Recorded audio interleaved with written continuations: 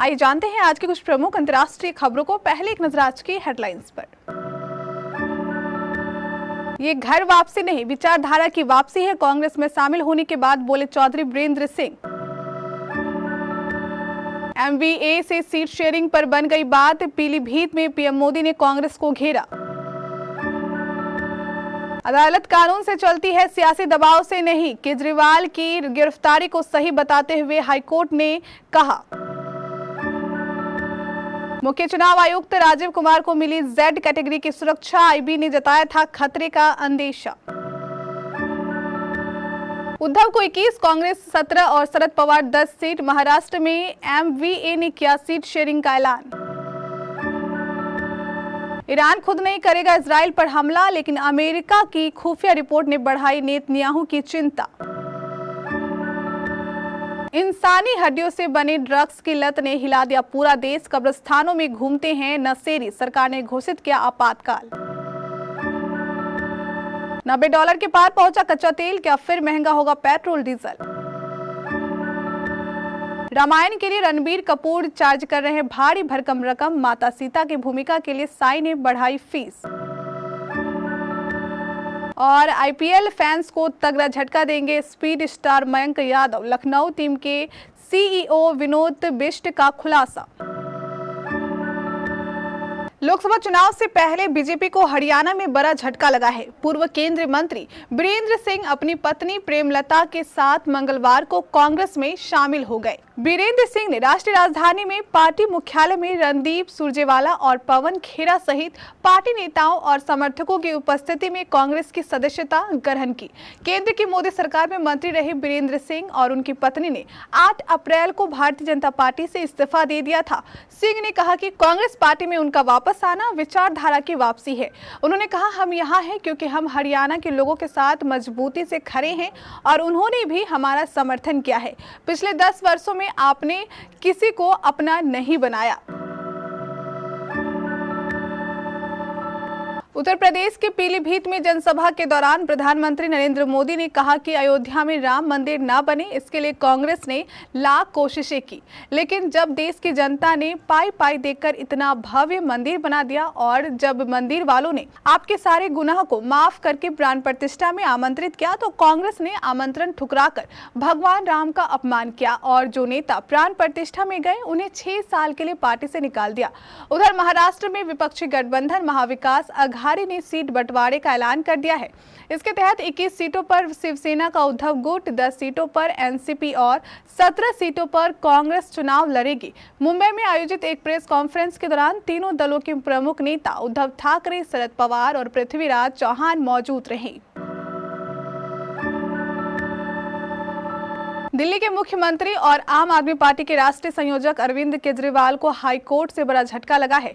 मंगलवार को दिल्ली हाईकोर्ट ने सुनवाई करते उस याचिका को खारिज कर दिया जिसमें केजरीवाल ने ईडी द्वारा गिरफ्तारी को चुनौती दी थी। उन्होंने अपनी याचिका के जरिए गिरफ्तारी और ईडी रिमांड का विरोध किया था। इस दौरान हाईकोर्ट ने केजरीवाल को झटका देते हुए कहा कि जांच एजेंसी द्वारा जुटाए गए सबूतों से पता चलता है कि केजरीवाल ने दूसरे आरोपियों के साथ मिलकर पूरी साजिश रची। जस्टिस स्वर्णकांता शर्मा ने अरविंद केजरीवाल की गिरफ्तारी की याचिका पर फैसला सुनाते हुए कहा कि केजरीवाल न सिर्फ इस पूरी साजिश में शामिल थे बल्कि रिश्वत लेने और इस क्राइम को लेकर जो चीजें हुई वो उसमें भी शामिल थे। आम आदमी पार्टी के राष्ट्रीय संयोजक के रूप में केजरीवाल खुद शराब नीति बनाने के साथ साथ रिश्वत का पैसा जमा करने में भी शामिल थे। इस केस में जो बयान दर्ज हुए हैं ये स्टेटमेंट अदालत के समक्ष दर्ज किए गए थे। हाईकोर्ट ने इस दौरान स्पष्ट शब्दों में कहा कि अदालत कानून से चलती है, सियासी दबाव से नहीं। इंटेलिजेंस ब्यूरो की थ्रेट परसेप्शन रिपोर्ट के बाद गृह मंत्रालय ने मुख्य चुनाव आयुक्त राजीव कुमार को जेड कैटेगरी की सुरक्षा दी है। बता दें कि टीएमसी के साथ साथ कई राजनीतिक पार्टियां इस समय हंगामा कर रही हैं। इसे देखते हुए आईबी की थ्रेट परसेप्शन रिपोर्ट आई थी जिसके आधार पर मुख्य चुनाव आयुक्त को सुरक्षा दी गई है। जेड श्रेणी की सुरक्षा में कुल 33 सुरक्षा गार्ड तैनात होते हैं। आर्म्ड फोर्स के 10 आर्म्ड स्टैटिक गार्ड वीआईपी के घर पर रहते हैं। 6 round the clock PSO 12-3 shift में, आर्म्ड स्क्वाड के कमांडो 2 वॉचर्स शिफ्ट में और 3 trend driver round the clock मौजूद रहते हैं। महाराष्ट्र में विपक्षी गठबंधन महाविकास अघाड़ी ने सीट बंटवारे का ऐलान कर दिया है। इसके तहत 21 सीटों पर शिवसेना का उद्धव गुट, 10 सीटों पर एनसीपी और 17 सीटों पर कांग्रेस चुनाव लड़ेगी। मुंबई में आयोजित एक प्रेस कॉन्फ्रेंस के दौरान तीनों दलों के प्रमुख नेता उद्धव ठाकरे, शरद पवार और पृथ्वीराज चौहान मौजूद रहे। इस दौरान कांग्रेस नेता नाना पटोले ने कहा, कांग्रेस राष्ट्रीय पार्टी है, हमें तानाशाही से लड़ना होगा। गठबंधन के लिए सोनिया गांधी को ईडी दफ्तर में बैठाया गया। हमने सीट शेयरिंग की समस्या खत्म कर दी है। हमारे कार्यकर्ताओं के बीच बीजेपी को हराने के लिए बड़ा दिल दिखाना चाहिए। नाना पटोले ने आगे कहा, वे हमारे गठबंधन को मुस्लिम लीग बता रहे हैं, वह डरे हुए हैं, वोट ट्रांसफर होगा। हमारे साथ असली एनसीपी और असली शिवसेना है। लोग हमारे लिए चुनाव लड़ रहे हैं, वे मोदी के लिए वोट मांग रहे हैं। लोग मोदी को वोट क्यों देंगे?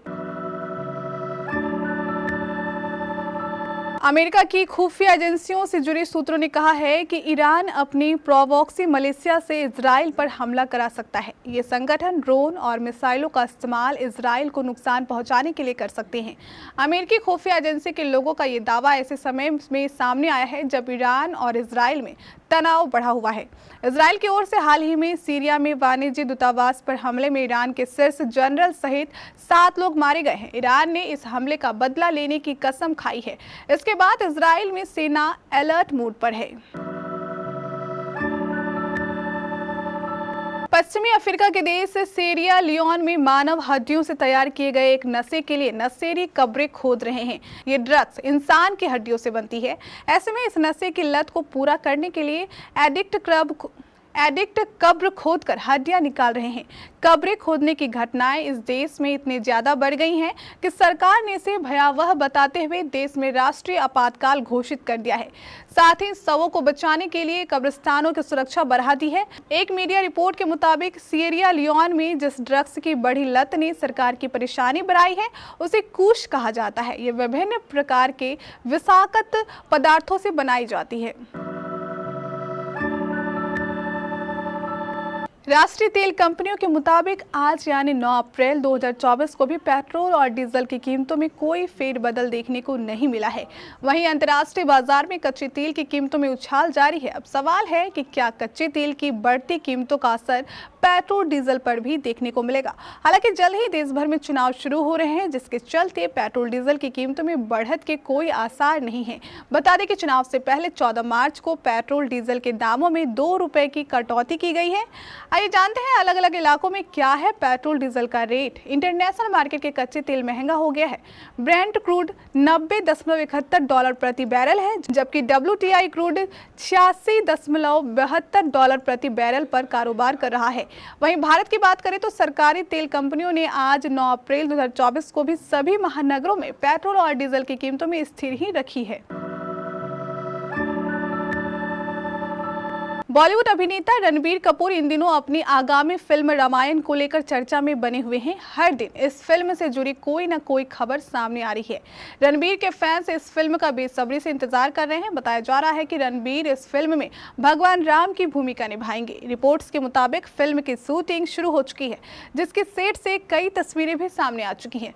फिल्म से जुड़ी हर रोज कोई न कोई खबर सामने आ रही है। अब फिल्म के कलाकारों की फीस का खुलासा हुआ है। खबरों की माने तो रणबीर कपूर रामायण में भगवान राम का किरदार निभाएंगे, जिसके लिए अभिनेता 75 करोड़ रुपए की भारी भरकम फीस ले रहे हैं। माता सीता की भूमिका के लिए साई पल्लवी 6 करोड़ रुपए चार्ज कर रही है।